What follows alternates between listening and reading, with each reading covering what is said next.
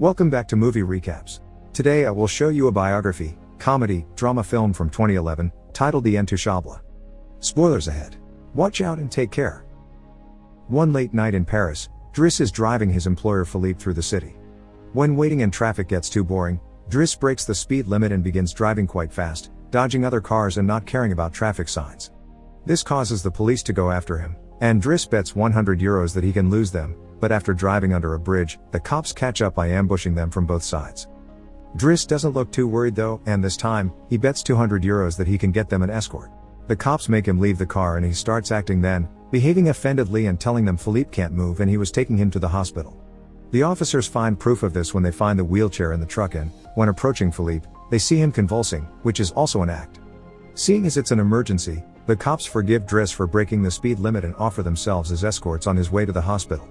To celebrate winning the bet, Driss plays September by Earth, Wind and Fire, and when they arrive at their destination, he shares a smoke with Philippe as soon as the cops are gone.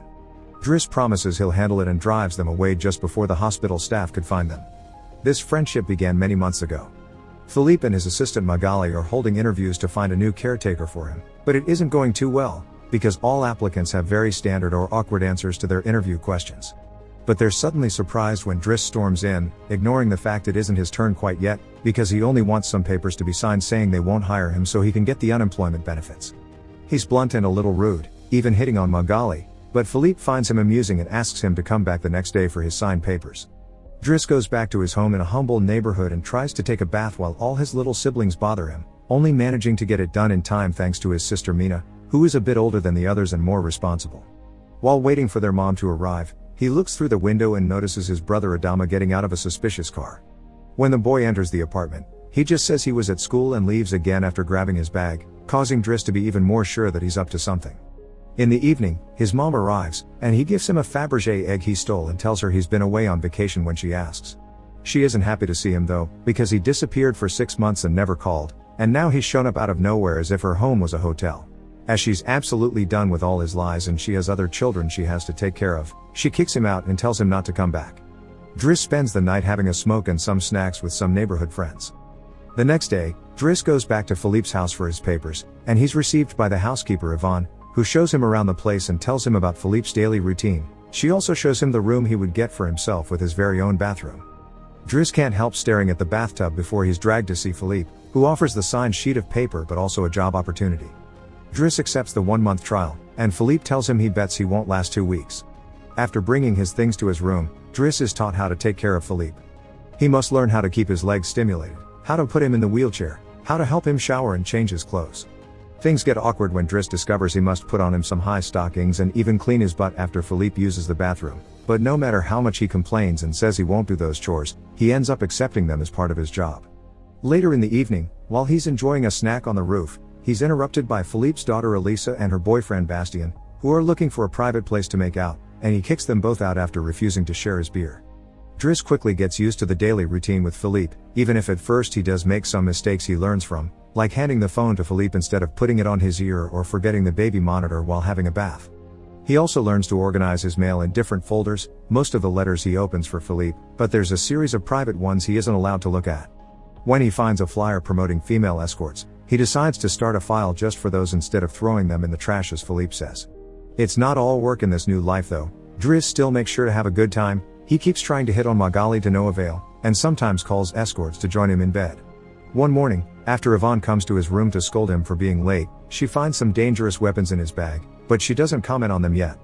Driss' work today is to drive Philippe around, but he refuses to put him in the back of a van as if he was cargo, so instead, he takes him on one of the fancy cars that don't see much use. Philippe, who first thinks this isn't suitable and says they should be pragmatic, is soon getting excited at the idea of a faster, less boring ride, although Yvonne still disapproves. When they try to leave the building, there's a neighbor parked at their entrance, ignoring the sign on the door that says it's forbidden. Driss wastes no time and goes after the guy, grabbing him by the front of his shirt and threatening him until he moves the car. Philippe is impressed by his actions, but Yvonne, once again, disapproves.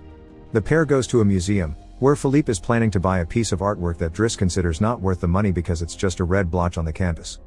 Afterward, Philippe meets with a relative of his, who tells him everyone is worried about Driss since he can be violent. He's also discovered he has a criminal record, but Philippe doesn't care. he appreciates Driss because he doesn't pity him and doesn't mind joking around with him. After another failed attempt at hitting on Magali, Driss has dinner with Yvonne in the kitchen while listening to Philippe dictate a letter to Magali. Claiming it's a private conversation, Yvonne turns off the baby monitor and proceeds to explain what's going on. Philippe is pen pals with a woman called Eleanor. Those are the letters he didn't let Driss open. But he's never met Eleanor in person. Their relationship is purely epistolary. Speaking of love, Driss teases Yvonne for the looks the gardener gives her all the time before going to bed. He's trying to sleep when he hears some weird sounds coming from the baby monitor. Philippe is having trouble breathing. Not being capable to ignore him even if he tries, Driss goes to his room and gently guides him through the attack with soothing words and a wet cloth to wipe his face. Philippe eventually falls asleep, only to wake up again moments later, saying he needs air. This time Driss doesn't hesitate. He puts Philippe on the wheelchair, covers him with blankets, and takes him out for a stroll by the river. This is the first time Philippe has seen Paris at night in a long time, and now he's more relaxed. He explains to Driss that the medicine can only do so much and he sometimes experiences phantom pain. When they see some girls walking by, Philippe also confesses he isn't capable of pleasuring a woman because of his situation, but he still can enjoy some satisfaction when he gets his ears massaged because they are sensitive zones. When the phantom pain threatens to appear again, Driss shares one of his joints with Philippe, who is skeptical at first but ends up loving it. Afterward, they go to a restaurant, where they joke around while sharing a meal, and Philippe decides to share more of his story. He met his wife when they were students, and shortly after they got married, she had 5 miscarriages and was diagnosed with an incurable, terminal illness. That's when they adopted Elisa. Philippe has always loved competitions, extreme sports, and speed, and a paraglider gave him that. It was during a paragliding session that bad weather caused him to crash and break his vertebrae, although he still thinks his real handicap isn't the chair but living without his wife. After joking around some more, Philippe remembers the date and realizes Driss has passed his 1-month trial, so he's now officially hired. But he needs to start by bringing back the Fabergé egg he stole because it was a gift from his wife. She would give him one every year, and he has exactly 25, matching their time together. The next day, Driss goes to talk to Mina when she's leaving school, who is a bit offended because he hasn't been answering her messages except to ask her to look for the egg. She also tells him about some cops that have been calling their home. Afterward, he visits Adama, who confesses he was found with 30 grams on him. Driss wants to take him to lunch, but Adama refuses and instead gets in the same suspicious car from before. Later on, Driss is allowed to be present while Philippe dictates his letter for Eleanor to Magali. He thinks this purple prose is very boring and that Philippe should be more direct. He's also baffled to hear that this has been going on for 6 months and they never exchanged pictures.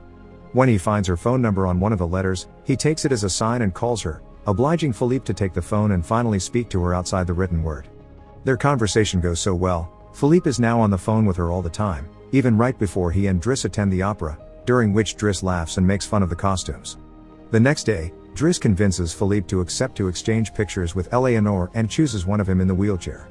Afterward, while he's painting, Elisa bursts into his room to ask him for cigarettes and makes fun of him for trying to be artistic. Getting angry, he kicks her out before going to see Philippe, who is currently asking Yvonne to change the chosen picture for one of him when he wasn't quadriplegic. She hides the picture inside the escort file right before Driss burst in, complaining about Elisa and telling Philippe he needs to discipline her, something Yvonne agrees with. Philippe agrees to talk to her, but he's mostly surprised when Driss lets it slip that he's been painting. Days continue to pass, and the friendship between Philippe and Driss continues to grow. Driss takes him to play in the snow and brings him with him when he goes out for a run. Philippe gets him his first suit and scolds his daughter while Driss listens to him through the baby monitor. When Driss finishes his first painting, he shows it to Magali, who slaps him when he tries to kiss her. Philippe, however, likes the painting and promises he'll try to sell it. The two of them have a great time with each other, enjoying things like getting a faster car, sharing joints, and even hiring escorts together. When Philippe's birthday comes, he isn't very excited about it. Every year, he pretends to be surprised that they're throwing a party and has to meet with all these relatives that only come to see him on the date to check he's still alive. Philippe says it'll all be rather boring. While he and the guests enjoy some live classical music, Driss searches for Elisa, who is crying in her room after having taken some of Yvonne's pills, which won't kill her as she expected. The reason why she's sad is that Bastien broke up with her and called her a tart, so she asks Driss to talk to the boy, which he accepts to do for a price. Meanwhile, Philippe is showing Driss painting to his relative and manages to convince him to buy it for 11,000 euros. Driss goes back to the dining room and chats with Yvonne, who tells him Magali is in a relationship with someone named Fred, but things are rather rocky at the moment, giving Driss hope. As the party begins to die down, Philippe makes Driss listen to some of the most important songs in classical music history, but he could only joke in response. After the band is done, he brings his iPod and plays Boogie Wonderland by Earth, wind and fire before he starts dancing right in the middle of the floor. He's an incredible dancer and he even convinces the rest of the party to join him and dance with him, which Philippe enjoys watching. Later, when putting Philippe to bed, Driss opens Eleanor's latest letter to him. She sent her picture, showing she's rather pretty, and is telling him they should meet next week when she visits Paris. When the day of the date comes, Yvonne and Driss put Philippe through dozens of outfits until they find the perfect one.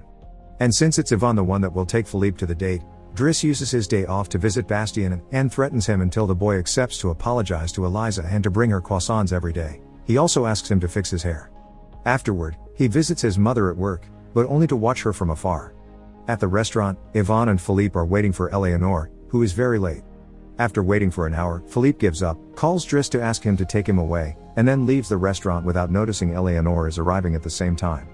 That same night, Philippe takes Driss with him in his private plane and gives him the money he got for selling the picture, making him immeasurably happy.